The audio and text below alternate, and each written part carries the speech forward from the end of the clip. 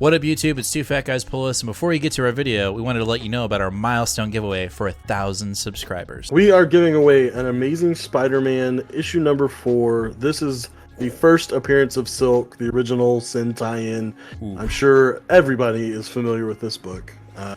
This is a CBCS 9.8. Oh, yeah. Yeah, so... Big boy. This book is much hotter than it was when we first bought it for the show. Yep, that's true. You insist on still giving it away, and I'm very happy to do it. You can tell that he is not. But anyway, we are giving this away when we hit 1,000 subscribers. Kick-ass, key issue, first appearance of Silk, is someone's going to win this book. So go ahead, hit that subscribe button, and let's get to the video, shall we? What up, YouTube? It's Two Fat Guys Pull Us, and we have the hottest of breaking news. Hottest of breaking news, and that is the Avengers stand against a crusade of world-ending cataclysms in a new run by the one and only Jed MacKay and CF Villa. Yes, we have been wondering for quite a while, ever since we first heard that Jason Aaron's run was ending, who's going to be taking over. I do believe you at some point had a strong push that you thought it might be Jed MacKay. Dude's been getting a lot of work, and I think it makes sense. I think it makes perfect sense for him to get it. Yeah, for sure. And just to kind of go into more, the book will be coming out this May, and it will be, obviously picking up just in time for the 60th anniversary Marvel notes here. And it also will be picking up right off, right when Jason Aaron's run ends. It's going straight into MacKay's run, and I'm sure that there will be some connectivity. I would assume so. That we love continuity, right? We want that. Dude, I am fucking stoked.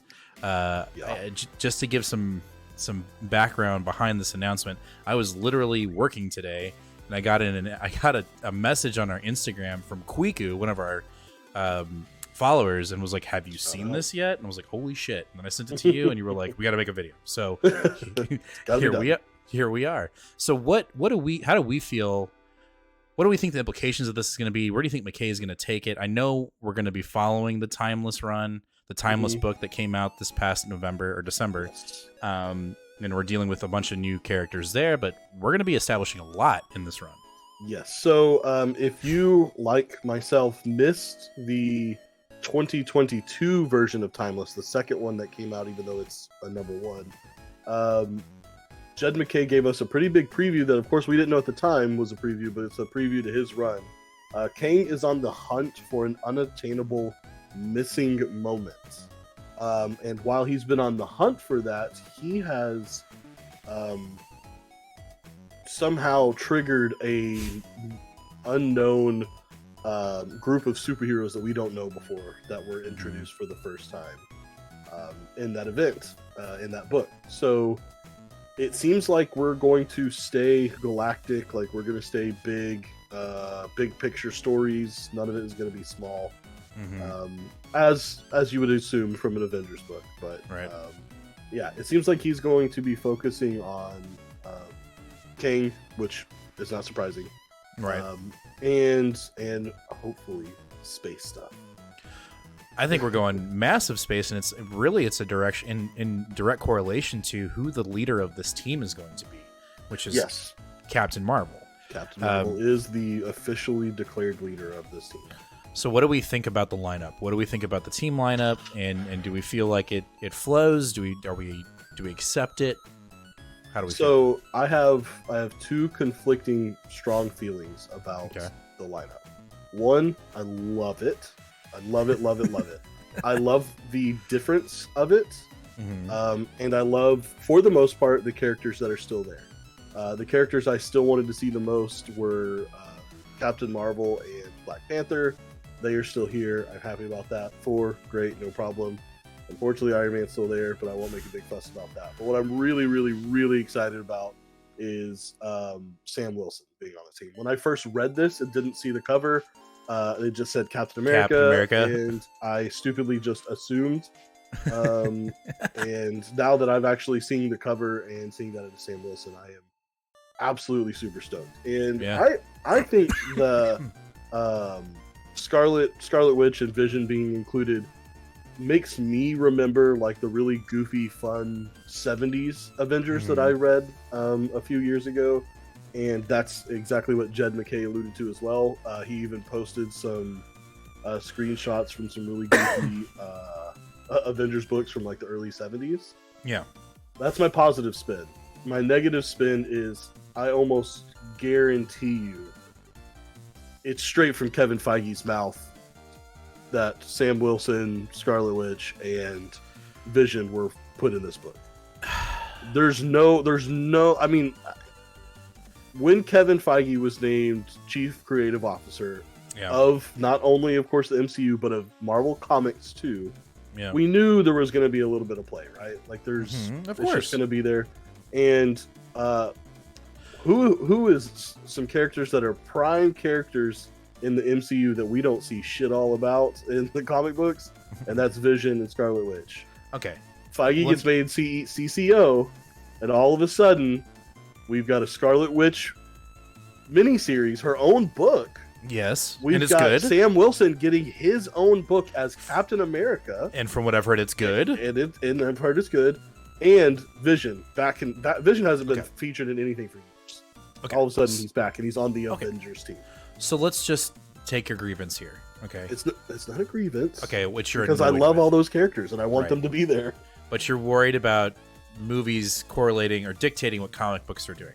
Yes. And let me just, I understand that, and I'm not saying it's not a valid concern, but can you just take a step back and think about all of the trash talking really we've done, even though we don't pride ourselves in being grumpy about comics. Sure. But can you just appreciate and just kind of take back and appreciate the fact that we're not currently complaining about Marvel comic book continuity?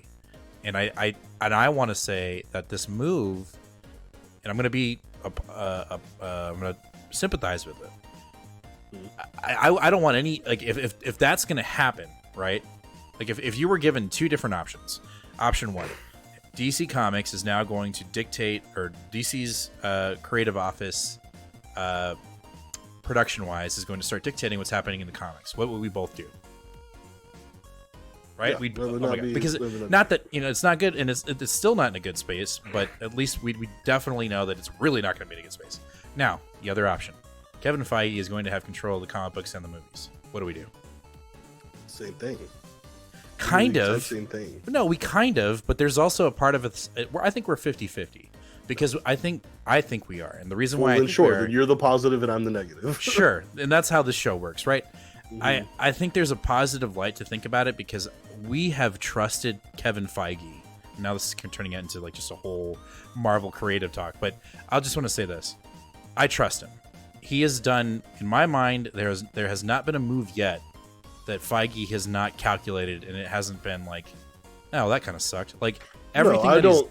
My hesitation isn't in Kevin Feige's skill or his ability to execute. It's just that I think that as comic book first fans, especially when we're seeing the MCU and like obviously, are we though? Are we though? Because I would consider myself a comic book first fan. Now, what I mean by that is, I put my source of entertainment from comic books first. I see. Okay. I would say that if you had to kill one, I would easily, without even hesitation, never watch an MCU anything ever again and still have my comic books. You are the yin and I am the yang. Like that without hesitation. I would not even for a second chance. Okay. All right. Yeah. But what I'm saying is, I think we just need to be skeptical and keep a stern eye, or just like a. I'm not even saying be negative. I'm not even saying that it's a bad thing, because what did I just say first? I said these three characters are the ones I'm most excited about seeing. I know. So Kevin Feige it could be a great thing, and I trust Jed MacKay to do these characters justice. Not only these three characters, but all the characters on the team. I trust him to do them justice, and I'm actually super excited because I think I enjoy the comedic humor that Vision and Wanda brought to the team, and he's already tweeting out really funny shots from them in the past, in the 70s, and so I'm all about it. I genuinely before today thought I was maybe 25% on the next Avengers book, and I'm 100%. Hey, I'm interrupting the video. Do you know why? Because I have something very, very important to tell you. I know you know about our sub giveaway goal of 1,000 subscribers when we give away this. I know you know about this one because we talk about it all the time. But let's talk about when we hit 850 subscribers and what we're giving away then. When we finally hit 850 subscribers, we're giving away this. A CBCS rated 9.8 retail incentive Green Lancer #1 with Jon Stewart on the cover. That's right, at 850 subscribers, we're giving this bad boy away. So make sure to smash that subscribe button, ring that bell, and give us a like, and let's get back to the video. I think this book is going to... I think it's gonna do great, and also I believe it's shooting the first shot when it comes to Marvel DC publishers, because without a shadow of a doubt, we will be getting a Justice League book of some sort in the summer, right? Sure, and so to get this out before them, and I'm not saying it's a competition, but I bet you next week we'll be talking about the new Justice League and the new team that's coming out in May. You know, spearheading after the dawn of DC beginning, you know, whatever. Now, did MacKay do the Infinity stuff that we were reading? Yes. So Jed MacKay did all of those Black Cat minis. He did the Infinite Destiny annual crossovers. Right. Yeah, he did that. As a matter of fact, maybe I should save this, but you go ahead about MacKay. No. I just think we're primed to be going back to those storylines, because I feel like they happened and they just kind of went away. Like we didn't. You know. Yeah, I think you are definitely we're going to see a who's who of guest appearances in this book. I think without a shadow of a doubt, we're probably going to see Black Cat and Moon Knight and Doctor Strange in the very least. These are his toys that he's been having success with and been playing with for a few years. I would almost be disappointed if we didn't see them in. The other thing I wanted to highlight, we keep talking about Jed MacKay so much, but the artistic creative team on this has actually got me really excited as well. We have Carlos Villa or CF Villa on the inks, and they are the team. They worked together in the past on the Black Cat book. That's good. Villa is kind of newer to Marvel. Like, he hasn't had a ton of issues under his belt, but most recently he's done 4 issues of the Jerry Duggan X-Men, including the one we just finished. Bet. And he is the guy that actually took over and was doing the interiors on all of the Black Cat Pepe Larraz issues here. So he fits the Larraz, RB Silva house style. So I think the art's going to be great. And Stuart Immonen is kind of an older name. I don't know if you recognize that name or not. He did a lot of stuff in like the early 2000s, but I've always enjoyed his cover work, and for him to be coming back, because I don't think he's done anything in a while, maybe like 4 or 5 years, but him doing the covers for this book, I think this has got a plus creative team all around. Not just. I'm definitely impressed, and you know, I was working and I got this message and it was like, if I could have dropped my phone, I would have, but I had to get this to you, and so I am super stoked. I'm loving, you know, just. Jason Aaron's run is what it is. It's going to end the way it's going to end, and I'm sure it'll be epic.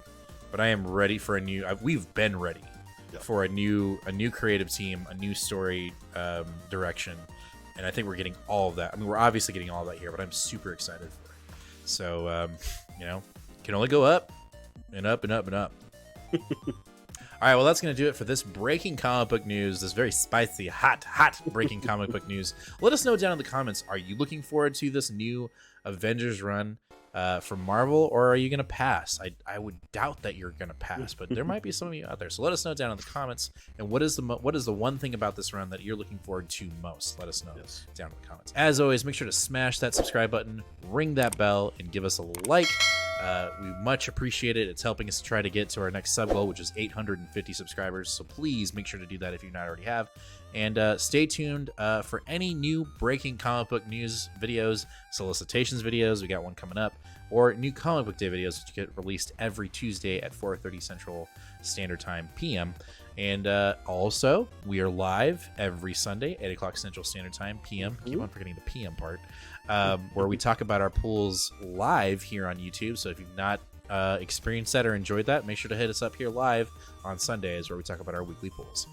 That's going to do it. So, as always, fam, be kind to one another and read more comics. Later.